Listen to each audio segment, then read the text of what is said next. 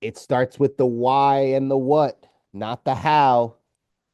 It's not about how you're going to get to that life or how you're going to get that job or how you're going to start that business or how your relationship is going to change or how you're going to drop 40 pounds or whatever it is. It's not about the how. It's starting with the what and the why. Why must I do this? This is what we talk about all the time, y'all, that this has to be really strong. I know I'm driving this message home, so you get it, but your why's got to be really strong to go off and design your ideal life, to create this life for your family, to create this legacy, to feel the peace and joy and happiness and all the things, the fulfillment, all the things you want that are up ahead. It starts with figuring out why you even want them. Why?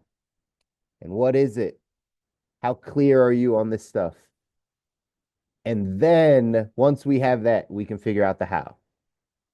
Once we know why we're doing it, what the feeling is we're going after, what it is actually that we want to get that feeling, then we can figure out the how. What's the process? How do we go about doing it? How do I change my body? How do I have to think differently? Like that becomes the how. But this is a real important part to us designing our ideal life. Just a reminder for you guys that the why and the what is more important. The why and the what is more important. I wrote down also, what are you focusing on? Here's a reminder for yourself, but also when you get around other people, remember, talk about changing your environment. If you want to, when you change your environment, it's because you're going to start getting in new information, new conversations, new ways that people talk. So pay attention. Is this you? And or is it the people that you're around, that you're surrounding yourself with? When you ask yourself the question, what are you focusing on? Where your focus goes, your energy flows. What we focus on, we get more of in our life. Tony Robbins said three things. Are you focused on what you have or what you're missing? What's the general way your brain goes, the emotional home, the comfort zone, so to speak, for how you think? Is your default setting you think about the things that you're missing, the things you don't have, or do you think about the things you do have? Very similar to what I talked about as we open this call of flooding your mind with gratitude. That's a practice that gets your brain to focus on things you're grateful for instead of focusing on things that are not going right. So, what's your brain's default? What's your habit? Are you catching these things? Do you catch that you're thinking about when you get that anxiety, that depression, those feelings that you're missing something, that's you don't have something, that you're behind on something? Is that where the brain goes? Or does the brain go to what you do have, things you are grateful for, the things that you have more than others, whatever the case is? So that's one way to think about and to understand what you're focused on. The second thing he said, are you focused on the things you can control or the things you can't control? Again, these are reminders, but you should be grabbing onto these throughout your day. When you start to feel worried, when you start to feel anxious, when you start to feel frustrated, when, right, things are spinning out and you feel like it's this problem on top of this problem on all the stuff, right? We understand how life gets. The question is, are you focused on what you can control or focused on what you can't control? The moment you focus on other people, you are focused on things you cannot control. So if other people are the things that kind of run your day, run your emotional state, you are gen right? Generally, you're focused on things you can't control because you can't control other people. What can you control? You can control your actions and your attitudes. That's it. You can control what you actually do and you can control your emotions. If you don't have good control over your emotions, then obviously that's the work because no one else controls that. You control it. So if you can start to learn how to control those things and then that controls your actions, all of these things come from your thoughts, by the way, right? Your thoughts control your feelings, your emotions, your habits, all the stuff, your actions. So that's why if you can change your thinking, you can change those things. And that's what you can actually control. If it's anything outside of your own actions and your own attitude, you can't control it. So maybe we shouldn't be focused on it. That's the second thing Tony Robbins said. Third thing, Past, present, or future. Where's your focus? Again, where's your focus? Then the people that you're around, the people that you associate with, where's their focus? Are they the past, the present, or the future type focus? Are they always talking about the good old days, back in the time, back when, right? I was just telling this to my daughter, and she she likes looking back, right? I don't know if that's just a thing, a nostalgia thing for kids or people in general. I don't know. My daughter's only 8, but she likes looking back at her baby pictures, and she likes looking back at our old wedding photos and like all the stuff. She just likes going back. And I mentioned this to her this morning. I was like, she was like, "Do you remember this?" Blah, blah, blah, blah. And I was like, "I don't remember that. I don't think a lot about the past, Munchkin. I really focus on the future." Right. And she understood and kind of like questioned it for a second, but like then just got back into like looking at old photos. But that's even how my brain works. It's like I'm so focused on the future that I choose not to focus on the past, on the memories, on the good times, on any of the stuff because I'm so focused on the future. But that's what I choose to focus on. So again, what do you choose to focus on? Are you choosing to focus on what you have or what's missing? Or you choose to focus on what you can control, what you can't control?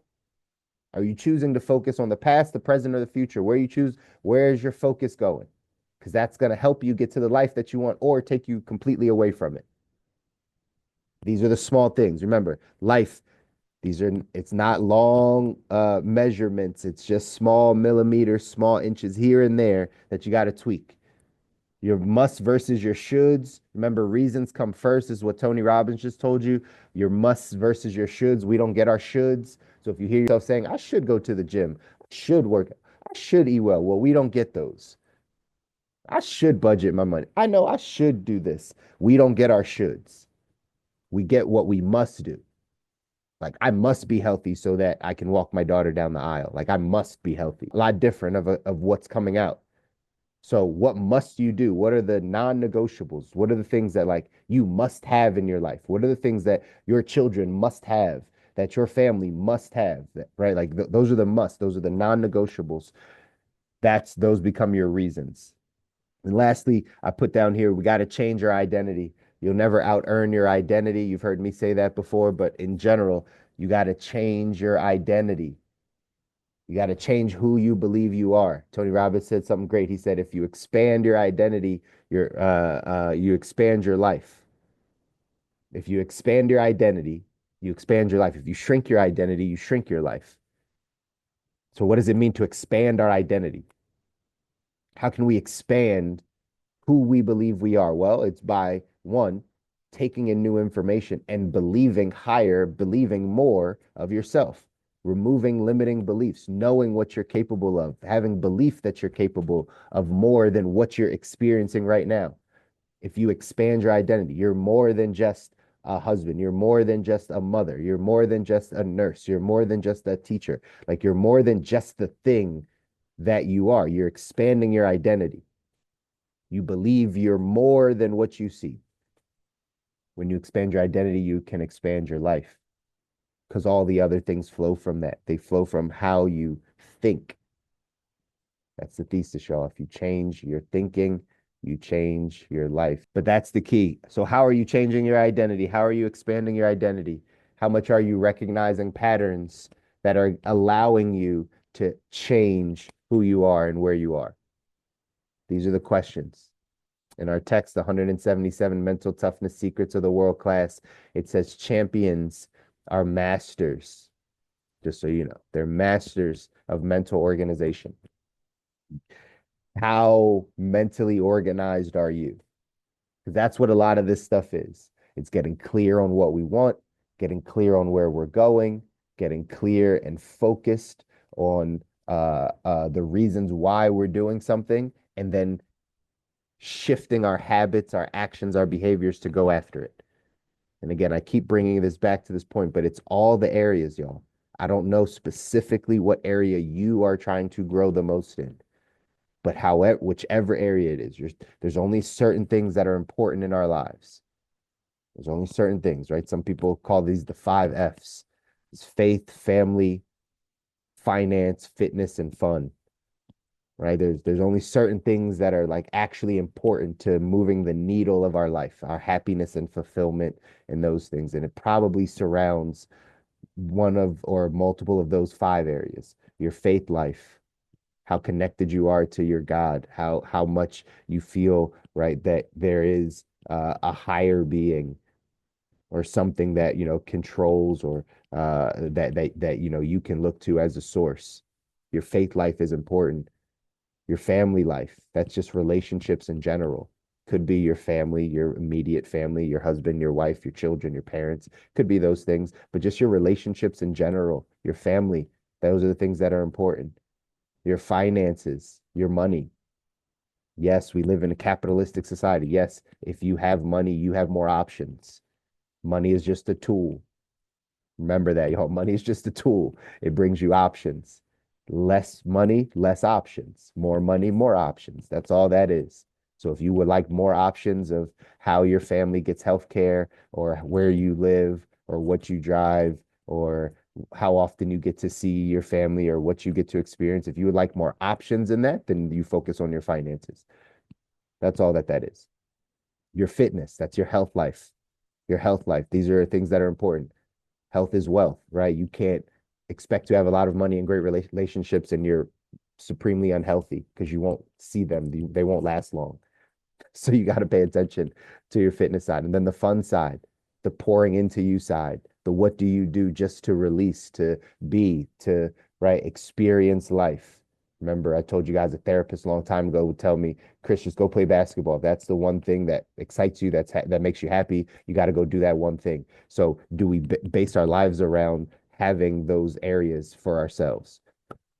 Those are the important things, y'all. Again, this is my belief. You can adapt it, but there's not many things outside of those five things that are important in our lives that move the needle to happiness, joy, fulfillment, all the stuff. It's those. So why not take the time to now get mentally organized around those five areas? Whatever the other distractions are, fine. Sometimes we spend a lot of time on the fun side. Sometimes we don't spend a lot of time on the faith side or on the fitness side. But this is the balance of life. This is how we go about it.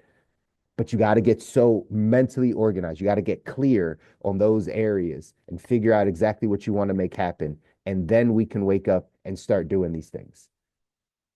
Here's what it says in the text. It says, a key trait of the world class is their ability to determine what they want, why they want it, and how to get it. They're mentally organized, and this shows up in every aspect of their performance. Average people wallow around, unclear about what they want and unsure if they are competent enough to even get it. Instead of disciplining themselves to organize their thought process, it's easier to lose themselves in things like television, booze, drugs, and other destructive and pleasure-based activities. Amateurs are smart enough to know they should create an organized plan for their life, but opt to be distracted by outside activities.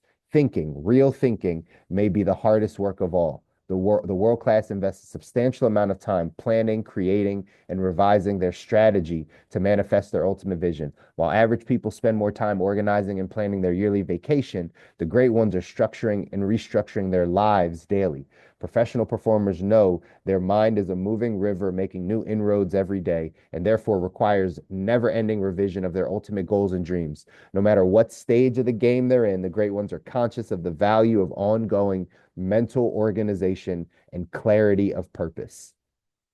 That's what this process is, y'all.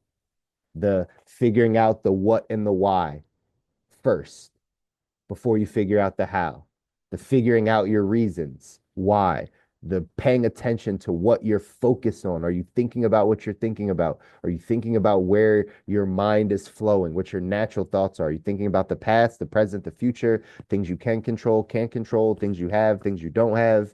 What do you say to yourself as far as your identity, who you see yourself as? How clear are you on who you want to be, the man or woman you want to be? What does that look like? This is the mental organization that they're talking about here in the book. This is getting yourself to a place. I just had this conversation with a couple that I was talking to, and I said, it takes energy to go after your dreams. It takes like clarity, energy, intentionality. Like it takes a bunch to go after the life you want and be consistent with it. So when life starts to hit us, when we have family drama and parents this and kids this and work this and right, all these different things that pop in, what happens is we're no longer mentally clear. We're no longer mentally organized. We're allowing all the other distractions, good, bad, and different, to now take over our goals and dreams and the things that we want to make happen, the man or woman we want to become. And it slows our process because now we have to take those steps back. The key to living this life and to get being successful in whatever it is you want to do is, again, to stay even in your emotional intelligence, not too high on the highs, not too low on the lows, just understanding how to get through mentally, having a mental toughness about yourself, a mental toughness. Our society is very weak mentally and very weak emotionally. We're watching it happen. It's going to keep breaking down. People are going to keep spinning out of control. It's going to get too overwhelming. There's going to be too much pressure on people, and they don't have these techniques, these tips of changing your thinking. It's all an internal thing, y'all. And so this is what you can work on now and this weekend is work on getting clear on exactly what you want and why you want it and shifting your focus to the things that are empowering you to get to that life. Shifting your focus away from what you don't have and shifting it to what you do have. Away from the past into the present and the future. Away from what you can't control into what you can control. Those are the things that we got to focus on. Uh, Here's what it says in this quote. It says, in organization, there's always strength, especially this is true in regard to a well-organized human being. He doesn't waste his substance, but is forever improving his mind and giving and radiating confidence. That's what we're here to do, constantly improving this thing, recognizing patterns externally, but also recognizing internal patterns. How do you get depressed? How do you get anxious? When do you like to shop? When do you overeat? When are you the nicest to people? When do you feel the most fulfilled? Like they're patterns that happen. And if we can start identifying them and eliminate the distractions, stay locked in, man, getting to the life you want is gonna be a piece of cake. It's never gonna be easy, but it's gonna be worth it. It's gonna be worth it. I love you guys. I want you to win. You deserve to win. Your families deserve to win. Enjoy this weekend, but do something that changes you, that challenges you, that scares you, that pushes you out of the comfort zone that you have so that we can start next week on a brand new trajectory heading to the life that we don't need a break from. Love you guys. Enjoy your weekend. We'll talk next week.